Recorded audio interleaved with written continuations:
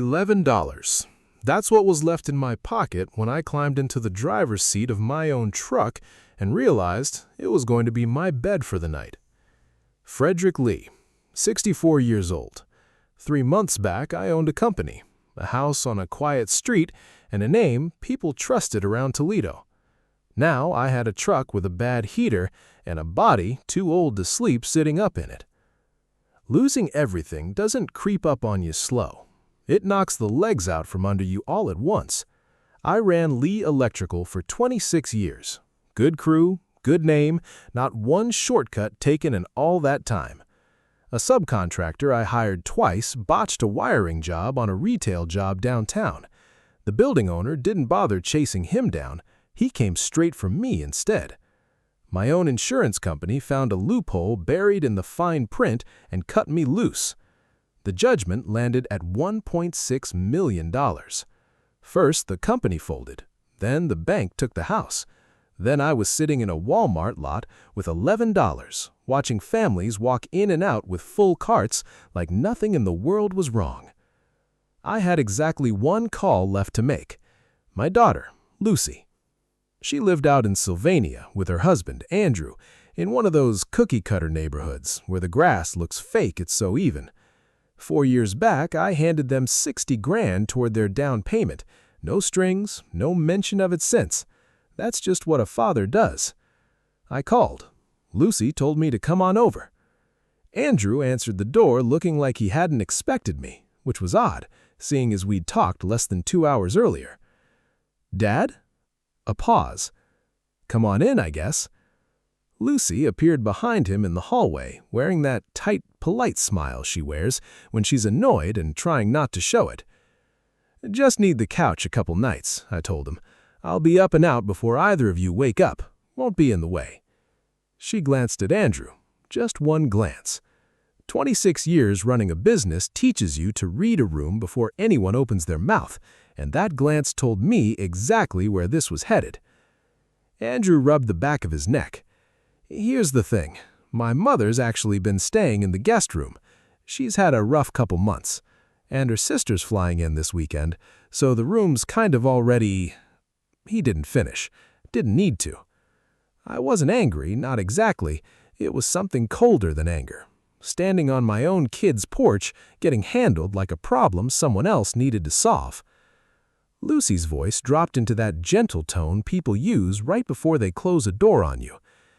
"Just there's a motel off Airport Highway, Dad. It's clean, cheap enough. Just for a little while." Andrew nodded along, staring at the floor the whole time. I stood there a beat too long, waiting on one of them to remember the $60,000, or Andrew's first car loan I'd co-signed, or just to say something that sounded like family. Neither one did. "That's fine. I'll figure it out." Lucy hugged me quick at the door, already pulling back before I could hold on. I sat in their driveway a minute after, watching the porch light glow, knowing their evening was going to carry on just fine without me in it. Every motel on that stretch of highway was booked solid. Some convention downtown had swallowed up every room in the city. By 10 o'clock, I was parked behind a speedway off I-75, trying to figure out how a man my age sleeps upright in a truck seat. That's when my phone lit up, a number I didn't recognize.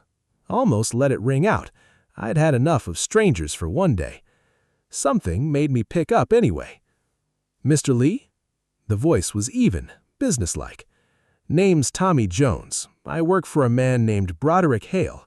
He needs to sit down with you tomorrow morning. He says it can't wait." "You've got the wrong number, friend. Frederick Lee, ran Lee Electrical here in Toledo. That's you?" My chest tightened. "How do you know that?" "Mr. Hale's been very clear he wants you specifically. He's sick, and there isn't much time left. He's offering $500 for 1 hour of your morning." I stared out the windshield at the gas station sign flickering above the pumps. $500 was more cash than I'd held in a month. "Tell him I'll be there. What time?" Sleep never came that night. Every 18-wheeler that rolled past rattled the truck, and every time I closed my eyes, I saw Andrew staring at his shoes instead of me. But underneath all that, one question kept circling back. Who was Broderick Hale, and why did a dying man I never met know my name well enough to track down my number?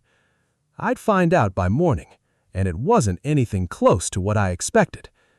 If you've ever stood on a doorstep waiting for the one person who should have let you in first, you already know exactly how that felt. Stick with me. This is only the beginning. The address Tommy Jones gave me sat out past Ottawa Hills, in the part of Toledo where the houses don't have numbers on the mailbox because everybody already knows whose house it is. Old money, long gravel drives, trees older than the city itself. I pulled my truck up to an iron gate at 5 minutes to 10. Before I even reached for the call box, a voice came through the speaker. "Mr. Lee, come on up." The driveway wound back through a stand of oaks, lawns rolling down toward a pond in the back. Then the house came into view. Brick, 3 stories, the kind of place that gets written up in the County Historical Society newsletter. I parked next to a Cadillac and sat there a second. Yesterday, I was counting change in a Walmart lot. Today, this. Tommy Jones met me at the door. Tall, quiet, dressed sharp, the kind of man who spent his whole career standing a step behind somebody important. He walked me through without small talk. Hardwood floors worn soft by decades of feet, light coming in off the windows, a house that had seen a lot of years and a lot of people come through it. The study was at the back. Broderick Hale sat behind a big desk in a wheelchair. I'd looked him up on my phone in the driveway. Real estate, warehousing, a piece of 3 different shopping centers around the state, worth somewhere past $500 million, last anybody counted. Right now, he didn't look like a man worth anything.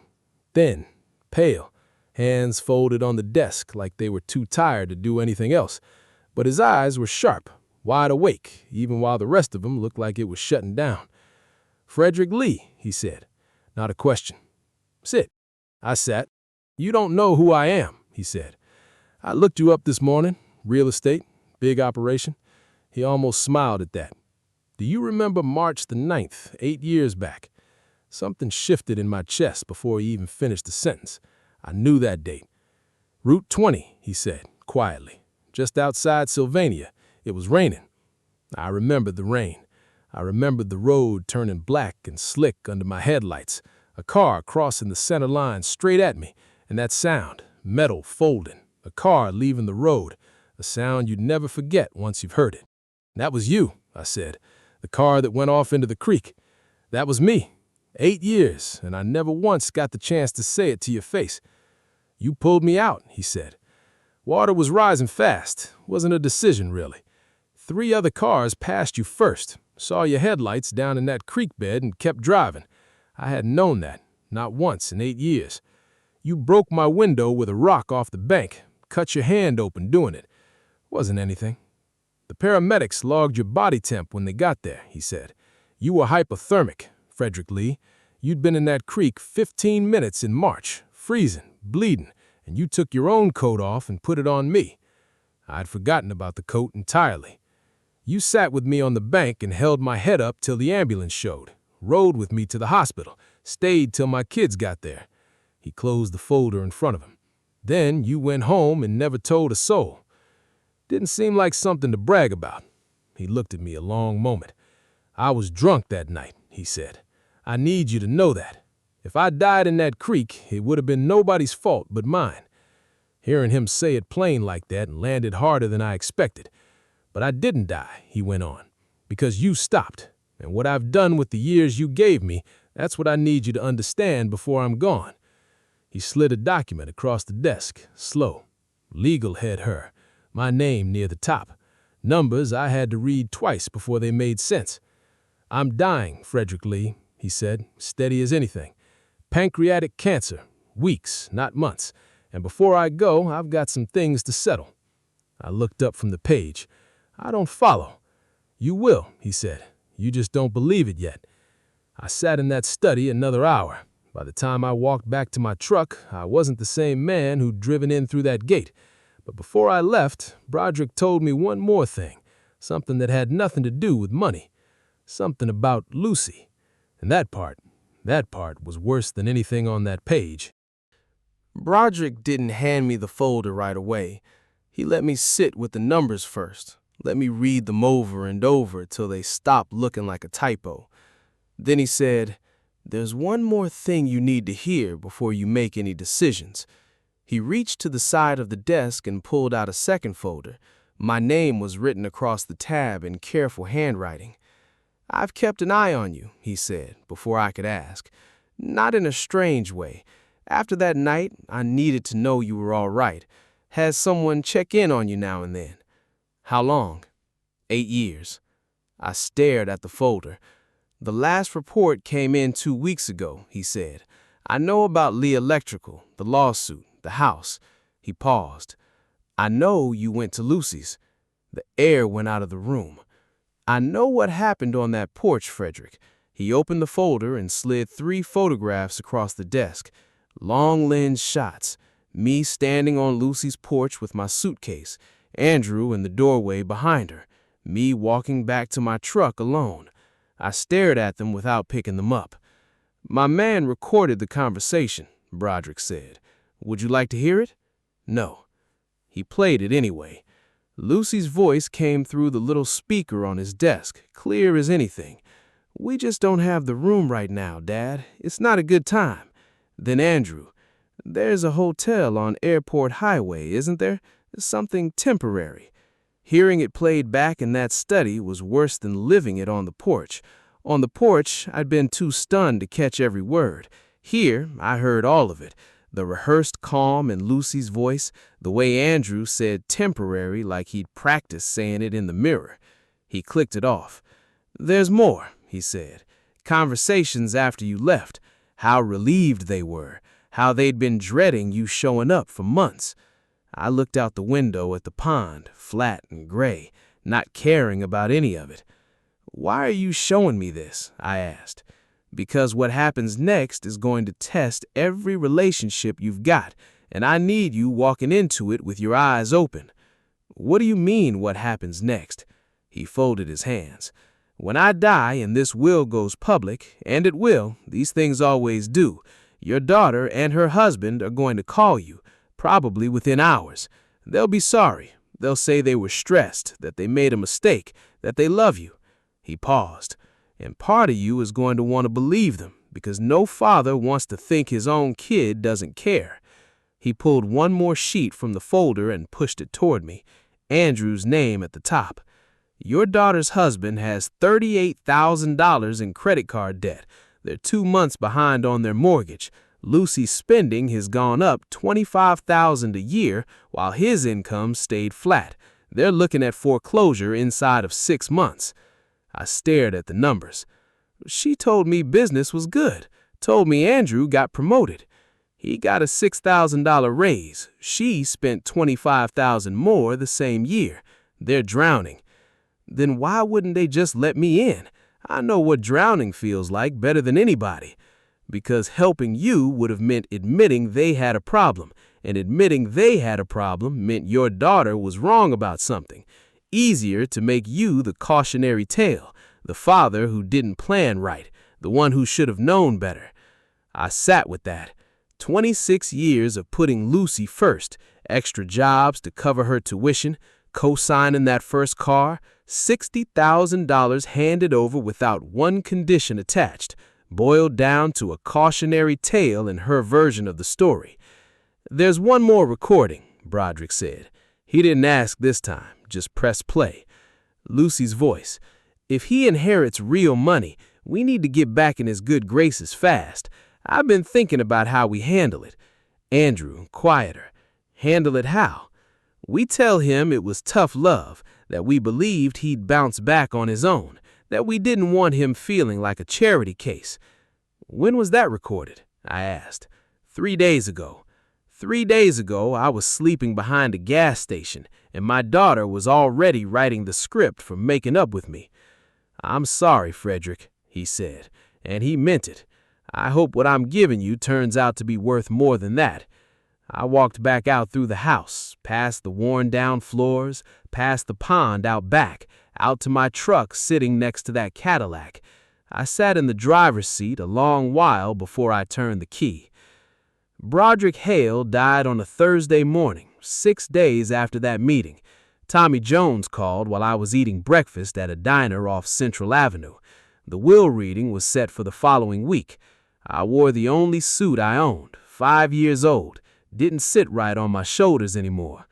What happened in that office downtown, I wasn't ready for it, and neither were the two people sitting across the table from me. The law office sat on the 14th floor of a glass building downtown, the kind of place where the carpet swallows your footsteps and nobody has to raise their voice to make you feel small.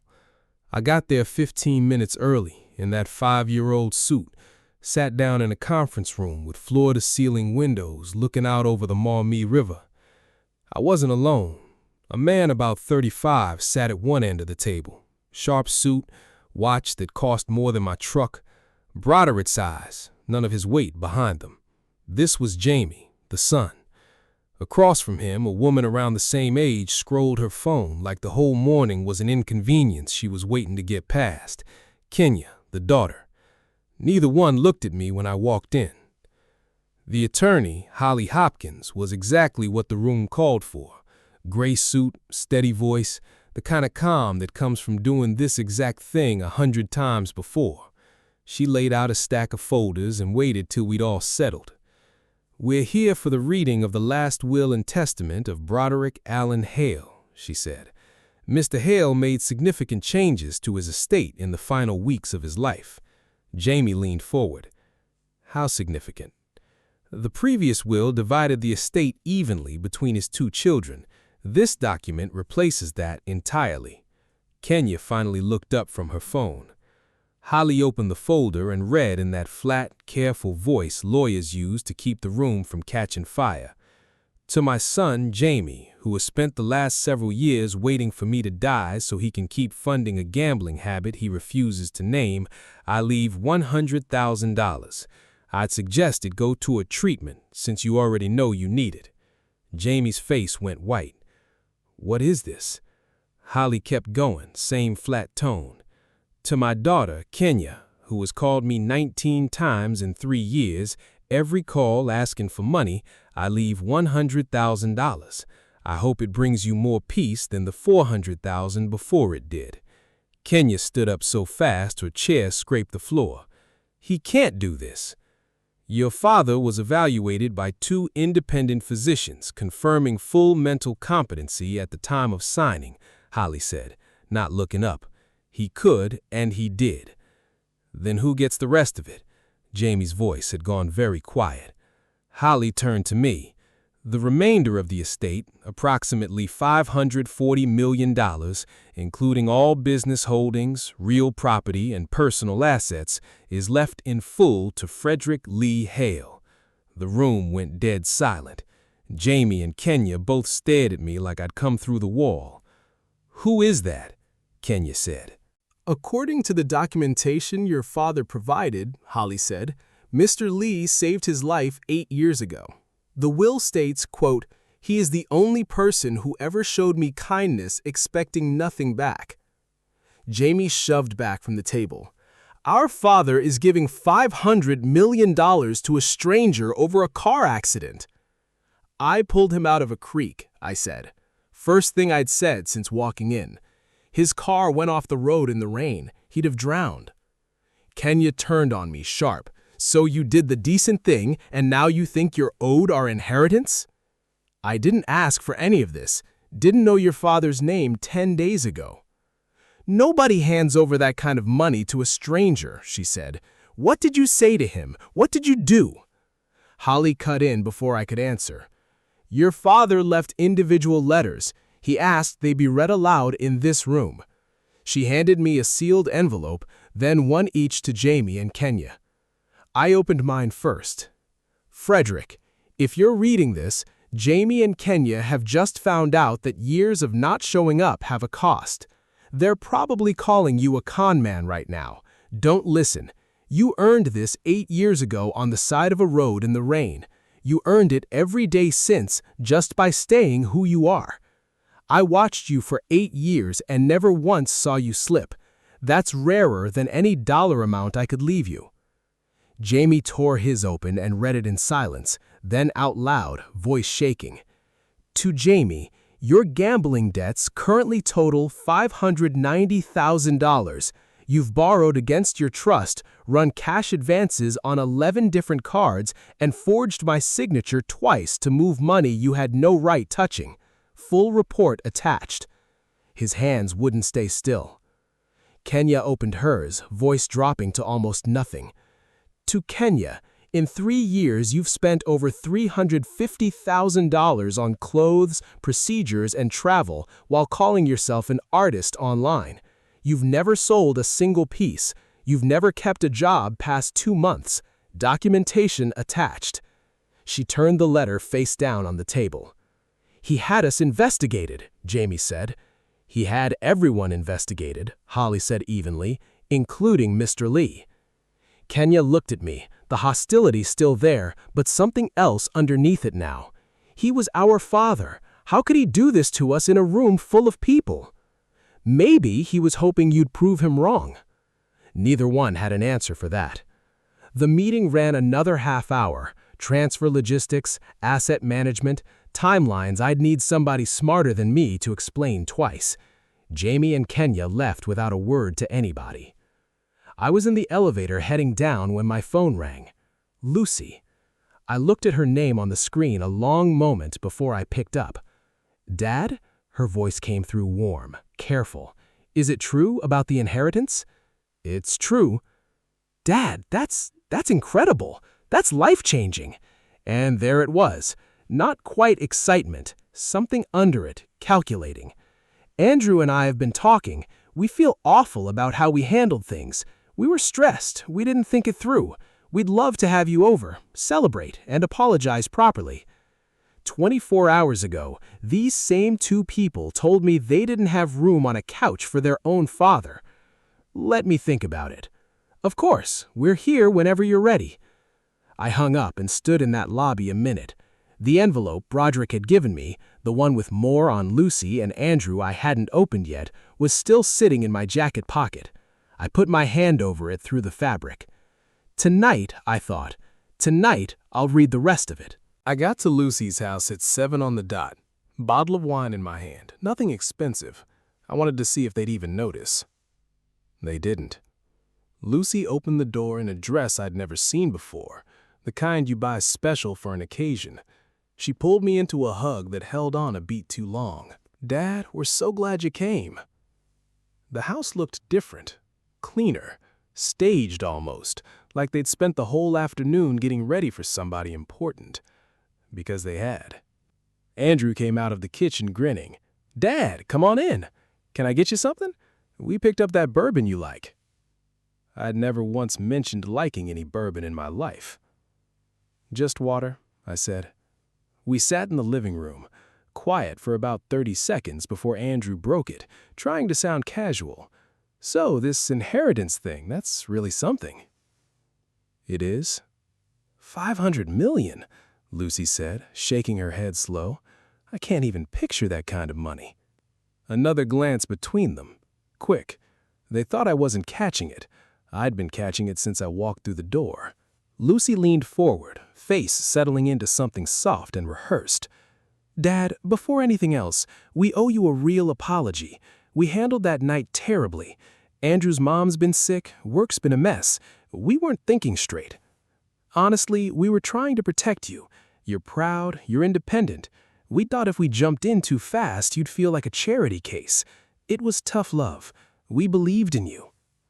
Word for word, straight off the recording Broderick played me a week before. I took a slow sip of water. "That's thoughtful of you," I said. They both relaxed. Lucy smiled the way she does when things go her way. Dinner was elaborate. Steak, good wine, all the food I supposedly loved that neither of them had paid attention to a single day before tonight. Lucy talked about some charity she wanted to get involved with now that I had money. Andrew offered to introduce me to a financial advisor he trusted. I nodded along and said next to nothing. After dinner, Lucy pulled out a photo album. She'd been saving this for last. "I was going through old pictures," she said, sitting close beside me on the couch. "Look, your birthday 5 back. We look so happy there. Family's everything, isn't it?" She turned the pages slow. Birthdays, holidays, all the moments that looked normal from the outside. Andrew put a hand on my arm. I know we haven't been as close as we should have been, Dad. Life gets in the way. But at the end of the day, we're family. That's what matters. Lucy closed the album, eyes shining. I hope you can forgive us, Dad. We want to be a real family again. I set my glass down, looked at both of them. I appreciate that, I said. I really do. So we're okay? Lucy asked. We're fine, I said. Actually, I've got something for you both. I reached into my jacket and set 2 envelopes on the table, one for Lucy, one for Andrew. Andrew opened his first, a cashier's check for $20,000. Lucy's was the same. Dad, what is this? A gift, I said, from somebody who knows what it looks like to be struggling and not say it out loud. We're not struggling. I laid a folder on the table next to the checks. Quiet. No raised voice, just facts sitting flat on good china. $38,000 in credit card debt, 2 months behind the mortgage. Your spending's gone up $25,000 a year while Andrew's income sat still. I looked at him. You're 6 months from foreclosure, son. The color dropped out of both their faces. How do you know that? Andrew whispered. Same way I know about the conversation you two had 3 days before I got that inheritance, planning how you'd handle getting back in my good graces. The tough love story, all of it, rehearsed before the will was even finalized. Lucy's mouth opened, closed. Dad, I can explain. You don't need to. I understood it the first time I heard the recording. What recording? Doesn't matter now. I stood up, buttoned my jacket. You thought I was a burden, somebody easier to push off than deal with. You were probably hoping I'd just disappear quiet enough for you to not have to feel bad about it. Andrew stood up too, voice cracking. Dad, that's not fair. We love you. You love what I can give you now. That's not the same thing. Family forgives, Lucy said, and she was crying. Real tears, or close enough it didn't matter anymore. I stopped at the door. You're right. Family forgives. But forgiving somebody doesn't mean pretending it never happened, and it sure doesn't mean I stand here twice and let the same 2 people do it to me again. I looked at Lucy one last time, the little girl who used to ride around job sites in a hard hat 2 sizes too big, telling everybody her dad built things for a living. Take care of yourselves.